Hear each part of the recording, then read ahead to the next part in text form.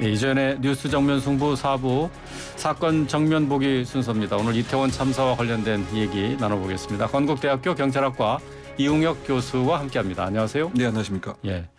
자, 이태원 참사 당일 현장의 총괄 책임자라고 할 수 있는 이임재 전 용산경찰서장. 이 참사가 발생하고 난 뒤에 50분이 훨씬 지난 후에 현장에 도착을 했어요. 현장으로 가는 CCTV도 공개가 됐는데 뒷짐을 쥐고 걸어가는 그 모습 때문에 많은 사람들이 참 황당해하고 있습니다. 자, 여기에 또 상황 보고서도 허위 작성한 혐의도 받고 있다고요? 네, 그렇습니다. 그 용산 그 서장의 지휘관으로서의 그 행태라고 보기에는 너무나 좀 충격적인 이제 그런 모습들로 요약이 됩니다.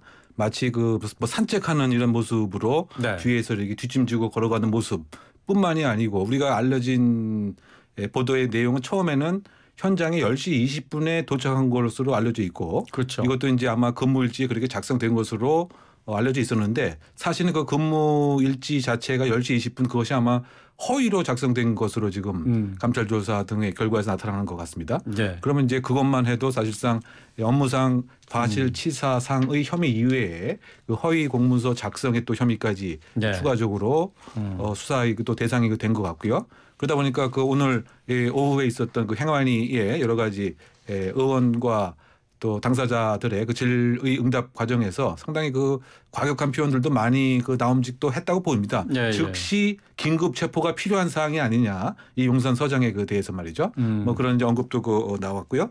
더군다나 그것뿐만이 아니고 그 용산서의 그 정보과에서 이것의 그 예측과 관련된 견문 보고서, 정보 보고서가 이미 지금 작성이 되었었는데 네. 이것 자체를 지금 정보과장, 정보계장 아마 그 라인에서 또 삭제를 했다. 뭐 이런 보도도 나오고 있는 거 봐서는 이 역시 또 다시 이제 수사의 그 대상이 된 거죠.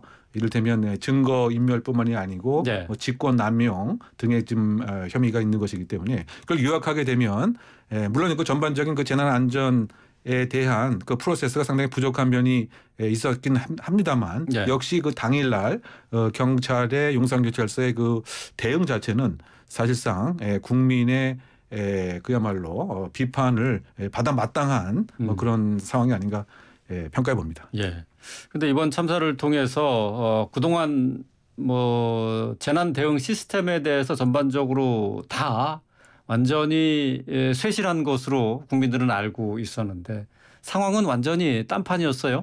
대표적인 게 재난안전통신망이라는 게 있는데 이게 1조 5천억 원이나 예산을 들여서 구축한 거 아닙니까? 근데 이태원 참사 때 활용이 되지 못했다고요. 그렇죠. 그 세월호 참사 그 당시에 여러 가지 그 구조에 있어서 여러 가지 문제점 중 하나가 이를테면 뭐 해경이라든가 아니면 기타 뭐 군이라든가 또는 그 관련 기관의 공통적인 그 채널망이 그 부재했기 때문에 구조가 늦어지고 지연되고 등의 문제가 있었다라고 하는 네. 것 때문에 무려 1조 5천억 원이라고 하는 엄청난 그 예산을 들여서 이렇게 구축을 했습니다만 그 이번 그 사안에 사실 이 망을 사용한 그 시간이 네. 그 190초 남짓입니다. 190초요? 네. 그러니까 결국은 3분 뭐 남짓이라고 하는 거죠. 그래서 사실은 이제 이 망 자체를 공통망을 이렇게 누르기만 하면 사실상 그 뭐 소방 또 필요한 경우 경찰 또 필요한 경우 관련 기관 해경도 되고요. 예. 뭐 다 합동으로 그야말로 신속한 정보 판단, 상황 판단 또 내용의 공유 등을 이제 할 수가 있었는데 지금 3분만 사실 그 사용하고 말았다라고 하는 거는 여러 가지 그 총체적인 문제점을 또다시 드러내고 있는 것이죠. 이 얘기는 뭐냐면 이와 같은 그 재난이라든가 위험 상황과 대비된 대응 대비와 관련돼서 사실상 사전에 무엇인가 그 협업, 합동 훈련 같은 것이 다수 있어야 되고 이것이 그 여러 기관 간에 예. 공유되는 이러한 그 커뮤니케이션 시스템이 체화, 몸에 배어 있어야 되는데 이거 자체를 아예 처음부터 사용을 못한 거기 때문에 결국은 1조 5천억의 값어치 사실 이 망 자체가 그대로 무용지물이 되었다. 뭐 이런 점에서 상당히 또 안타까운 대목으로 생각됩니다. 예. 훈련을 말씀을 하셨는데 이 재난통신망 같은 걸 뭐 훈련을 통해서 익히는 것도 중요하지만은 그 동안에 또 이번 이태원 참사 못지않은 사고들이 많지 않았습니까? 이 뭐 제천 스포츠센터 화재가 2017년에 있었고 이때 29명이 숨졌는데요. 영흥도 낚싯배 침몰 사고도 13명이 숨진 사고였습니다. 이런 사고 때마다 이런 재난안전 시스템, 이 통신망 이런 게 가동이 안 됐다는 얘기가 되겠네요, 그동안. 결국은 이제 그런 방식인 거죠. 결국은 이제 자신의 조직에 속해 있는 그것에만 몰입이 되어 있고 이와 같이 이제 협업 자체를 해야 되겠다고 하는 생각조차 사실 안 했기 때문에 지금 합산해 봤더니 193초 뿐이 안 된다라고 하는 걸 보게 되면 그리고 사실은 이제 오늘 이 행안위에서도 행안부 장관도 이걸 어떻게 사용하는지 모르고 있다 뭐 이런 등의 전체를 조정하고 주관하는 장관도 사실 이것이 이제 사용한 적도 없다라고 이제 하는 얘기를 봐서는 결국은 예산과 매뉴얼은 존재하는데 이것을 현장에서 작동하는 그것은 역시 불통이었다. 그러니까 우리가 지금 여러 가지 논란이 되는 것 중 하나가 뭐 주체 기관이 있다, 주관 기관이 있느냐 없느냐, 규정이 있느냐 없느냐 이것을 논의를 하더라도 다 규정은 다 있습니다. 네. 또 이와 같이 장비장도 다 있는 것이죠. 또 이것을 실시간 모니터링할 수 있는 용산 관제센터에 CCTV 다 있었습니다. 그런데 중요한 것은 이 공무원들이 능동적이고 적극적인 이런 마음가짐 자체가 아예 없었다라고 하는 것이 아닌가라고 하는 점에서 저도 오늘 오후에 행안위 이런 질의응답 과정을 이렇게 보면서 야 우리나라 공무원이 이 정도뿐이 안 됐던가 뭐 이런 생각도 좀 했습니다. 왜냐하면 경찰청장도 현장에 없었고 또 서울청장은 또 집에 있었고 또 용산구청장은 지금 또 경북에 뭐 다른 행사 때문에 또 가 있었고 또 서울시장은 사실상 해외에 뭐 다른 업무로 또 나가고 있었고 이러다 보니까 컨트롤 타워가 작동이 안 되다 보니까 이와 같은 재난안전 통신망을 그야말로 유기적으로 또 체계적으로 이렇게 컨트롤 타워 할 수 있는 이런 것 자체가 총체적으로 없었고 이것을 더 악화시켰던 것이 경찰의 또 보고 체계의 붕괴 이런 것 같은 것이 정말 안타깝고 뭐 이런 것이 조금이라도 작동이 됐다라고 한다면 사상자 수를 그나마 좀 줄일 수 있었던 것은 아닌가라고 하는 아쉬움을 많이 느끼는 대목이었습니다. 1조 5천억 들인 재난안전 통신망 193초 이번 참사 때 사용했다는 거죠. 그 전에는 활용한 적이 전혀 없는 거죠, 또? 그 전에 실제로 어떤 재난 현장에서 사용했는가에 관한 공식 통계는 뭐 제가 정확히 확인을 하지 못했습니다만 어쨌든 평상시에 1년에 몇 번씩 재난과 관련된 훈련을 하긴 합니다. 뭐 예를 들면 뭐 지하철 공사 뭐 아니면 경찰 소방 또는 지자체 단체 또는 필요한 경우에 뭐 화생방 같은 경우는 군에서도 하고요. 이것이 이제 이 재난안전 통신망을 활용해서 하는 것인데 제가 현장에 있는 이런 실무 담당관을 엊그저께 이렇게 면담하는 과정에서 보게 되면 이런 것은 실제로 자기가 사용해보지 못했다라고 답변하는 것을 보게 되면 사실 훈련 과정에서도 뭐 이런 것에 대한 인식과 사용 자체는 적었던 것이 아닌가 이렇게 평가해 봅니다. 예. 이 참사가 일어난 뒤에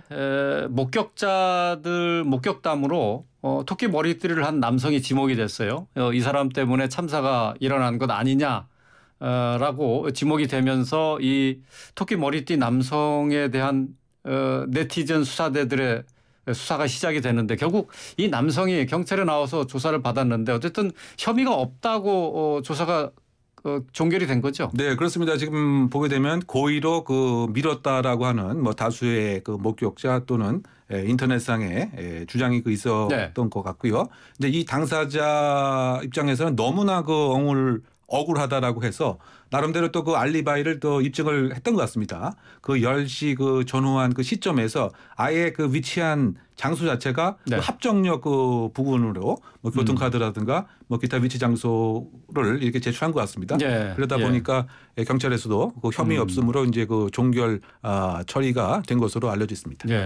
근데 그러다 보니까 이미 이 토끼 머리띠 남성에 대한 신상 파악이 어느 정도 된 것 같아요. 이렇게 무분별한 마녀 사냥 아니냐라는 지적인데 이 타인의 신상을 이렇게 온라인에 무분별하게 공개하면은 처벌받을 수 있는 거죠. 그렇죠. 뭐 결국은 이제 이게 정보통신망법 위반도 되고요. 뿐만이 아니고 여기에 이제 일정한 표현 등을 함께해서 그야말로 모욕의 언사가 함께 있었게 되면 역시 뭐 모욕죄라든가 또 그뿐만이 아니고 명예훼손 뭐 등의 처벌을 이제 받게 됩니다.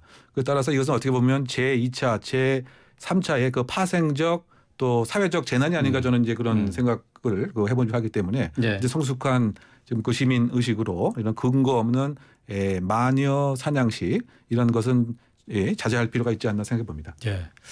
국가애도 기간은 지난 토요일까지 해서 이미 이제 끝난 상황인데요. 공식적인 애도 기간은 끝나긴 했지만은 아직도 많은 시민들이 우울과 불안 같은 이제 트라우마를 호소하는 분도 계시고 또 그리고 현장 모습이 SNS를 통해서 이게 여과 없이 퍼졌기 때문에 이 장면을 본 시민들의 심리적 고통을 호소하는 경우도 많이 있습니다. 어떤 도움이 필요할까요?